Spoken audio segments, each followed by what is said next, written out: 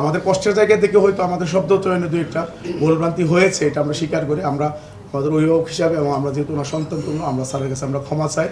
Sir অবশ্যই ক্ষমার দৃষ্টিতে দেখবেন আমাদের প্রতি। আগামীকালকে থেকে আমাদের শ্রেণীকক্ষে ফিরে যাবো ইনশাল্লাহ। বাংলাদেশের ইতিহাসে, বিশেষ করে এমপিভুক্ত শিক্ষকদের ইতিহাসে এটা একটা মাইল ফলক হয়ে থাকবে বলে আমরা বিশ্বাস করি। আর স্বাধীনতার পর থেকে আমাদের শিক্ষকদেরকে যে বাড়ি ভাড়াটা দেওয়া হতো মাত্র 1000 টাকা, একেবারেই অপ্রতুল। এটা বিশ্বের কোথাও, বাংলাদেশ কেন কোথাও মানে 1000 টাকা দিয়ে বাড়ি ভাড়া, এটা কল্পনা করা যায় না। তো সেই জায়গা থেকে আজকে যে উত্তরণ আপনারা ইতিমধ্যে শুনেছেন যে আমাদের এখন 7.5% এখন থেকে আপনার কার্যকর হবে, আর বাকিটা আগামী নভেম্বর থেকে আগামী থেকে হবে। এটা অলরেডি আপনার প্রজ্ঞাপন উল্লেখ করা আছে। তো আমাদের তো দাবি ছিল 3টা, আপনারা সবাই জানেন, 20% বাড়ি ভাড়া, আর মেডিকেল আপনার 1500 টাকা, আর আমাদের যে কর্মচারীদের জন্য 75% উৎসব ভাতা। কিন্তু সরকারের সামর্থ্য, এটাও আমাদের বিবেকবান শিক্ষক হিসাবে আমরা এটা বিবেচনায় নিয়েছি। আমাদের সাথে সরকারের পক্ষ থেকে যারা আলোচনা করেছেন, ওনারা অনুরোধ করেছেন, ওনারাও কিছুটা এগিয়ে এসেছেন, আমরাও এগিয়ে এসেছি। সব মিলে আমরা একটা সুন্দর সমাধান হয়েছে। আমরা 6 লক্ষাধিক শিক্ষক পরিবারের পক্ষ থেকে আমাদের অভিভাবক, মাননীয় শিক্ষা উপদেষ্টা স্যার এবং সচিব স্যার যারা আছেন, এবং মাননীয় প্রধান উপদেষ্টা স্যার, অর্থ উপদেষ্টা স্যার সহ যারা আছেন, আমরা তাদেরকে আমাদের পক্ষ থেকে আমরা ধন্যবাদ জানাচ্ছি।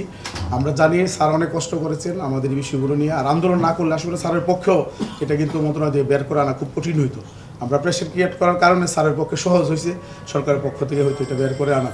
তো আমরা বিশ্বাস করি এমপিভুক্ত শিক্ষা যতদিন থাকবে, স্যারের নামটা ঘুরে ফিরে আসবে, যে এমপিভুক্ত শিক্ষকরা 55 বছর পরে প্রথমবারের মতো পার্সেন্ট আকারে বাড়ি ভাড়া পেয়েছে স্যারের মাধ্যমে। আমরা বিশ্বাস করি স্যার এবং স্যারের টিম যারা আছেন, ওনাদের কথাগুলো হয়তো ঘুরে ফিরে আসবে। আমরা হয়তো একসময় স্মৃতিচারণ করবো যে আমরা এইভাবে মিটিং করেছিলাম, কারা কারা ছিল, হয়তো আমরা এগুলো স্মৃতিচারণ এক সময় করবো। তো আমি Japan Bangladesh joint venture company JBS holdings limited স্যারকে আমরা অনেক কষ্ট করছি, এটাও স্যার বলছে, আমাদের অসহনীয় কষ্ট করছি। কারণ শহীদ মিনারের মতো জায়গায় একেবারে খোলা, আপনার ওখানে দাঁড়ায় থাকা যে কি কষ্টের, এটা সাংবাদিক ভাইরা আপনারা নিজেরাও ছিলেন। তো আমাদের কষ্টের জায়গা থেকে হয়তো আমাদের শব্দ চয়নে দু একটা ভুলভ্রান্তি হয়েছে, এটা আমরা স্বীকার করি। আমরা আমাদের অভিভাবক হিসাবে এবং আমরা যেহেতু ওনার সন্তান তুল্য, আমরা স্যারের কাছে আমরা ক্ষমা চাই। স্যার অবশ্যই ক্ষমার দৃষ্টিতে দেখবেন আমাদের প্রতি। আরেকটা বিষয় হচ্ছে, সেটি হচ্ছে আমরা ইনশাল্লাহ আমরা এখানে ঘোষণা দিচ্ছি যে আমরা আগামীকালকে থেকে আমাদের শ্রেণীকক্ষে ফিরে যাবো ইনশাল্লাহ। আমরা হ্যাঁ ওইটা স্যার ওখানে ব্রিফ করবো।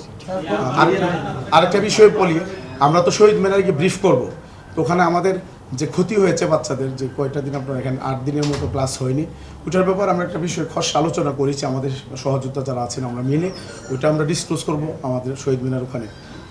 এর বাইরে আমরা প্রত্যাশা রাখবো যে আমরা চাই যে আমাদের মন্ত্রণালয় এবং আমরা মিলেমিশে যাতে আমাদের শিক্ষাটা মানে কোয়ালিটির দিকে যাতে আমরা হাঁটতে পারি, শিক্ষার উন্নয়ন, এটা নিয়ে আমরা আলোচনা করছিলাম। এখন আমরা আশা করবো স্যার আমাদেরকে যদি মন্ত্রণালয়ের বিভিন্ন কাজে যদি আমাদেরকে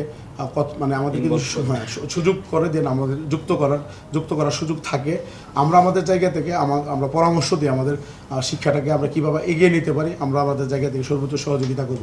বিশেষ করে 5 আগস্টের পরে যে কিছু সিদ্ধান্ত হয়েছে যেগুলো একেবারেই আমি মনে করি একটা যুগান্তকারী সিদ্ধান্ত, যেমন আপনার নিয়োগগুলো অলরেডি আপনার সরকারের অধীনে নেওয়া হয়েছে।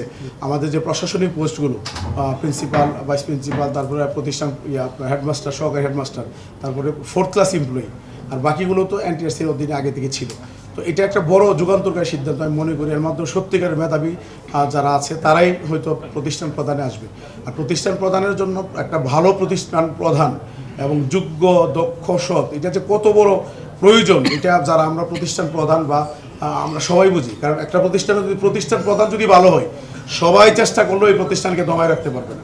আর সবাই ভালো প্রতিষ্ঠান প্রধান যদি যোগ্য না হয়, চেষ্টা করে প্রতিষ্ঠানকে উপর দিকে নিতে পারবে না। তো এখানে একটা বড় একটা যুগান্তকারী সিদ্ধান্ত হয়েছে। আমরা আশা করি এটা ইমপ্লিমেন্ট খুব দ্রুত হবে এবং আমরা আমাদের জায়গা থেকে সর্বোচ্চ চেষ্টা করবো এটা যাতে কন্টিনিউ করে।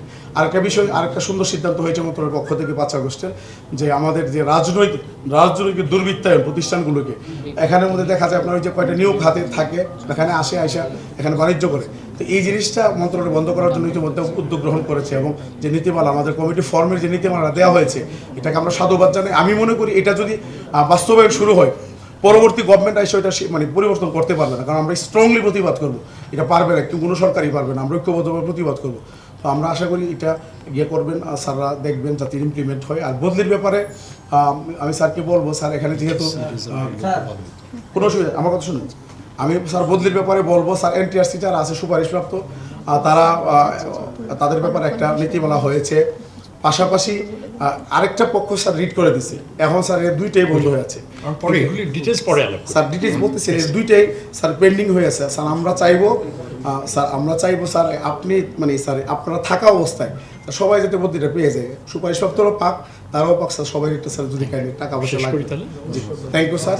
অশেষ ধন্যবাদ। স্যার কর্মচারী উচ্চ ভাতার বিষয়টা এটা একটু বলি স্যার। উচ্চ ভাতার বিষয়ে আমাদের কর্মচারীদের উচ্চ ভাতার বিষয়ে আমাদের খুব স্যারের কাছে আমাদের একটা রিকোয়েস্ট ছিল, আমরা সর্বোচ্চ চেষ্টা করছি এবং কর্মচারীদের একদম প্রতিনিধি আমরা নিয়ে আসছি এই জন্য যাতে তারা বুঝে যে তাদের বিষয়ে আসলে আমাদের অবস্থানে ক্লিয়ার, তারা যাতে বাইরে গিয়ে এসে কথা বলতে পারে। তা আমরা স্যারকে বলছি যে কর্মচারীদের উৎসব ভাতাটা এটা তো তারা আগে থেকে 50 পাচ্ছে, তো এটাকে যদি 75 করা হয় তাহলে টাকাও খুব বেশি লাগে না। স্যার বলছেন যে এটা ওনার জায়গা থেকে উনি সর্বোচ্চ চেষ্টা করবেন, কিন্তু এই মুহূর্তে সরকারের আর্থিক সামর্থ্য বিবেচনায় স্যার এইটুকু আমাদেরকে দিয়েছেন, এই জন্য স্যারের প্রতি আমরা কৃতজ্ঞতা জানাচ্ছি।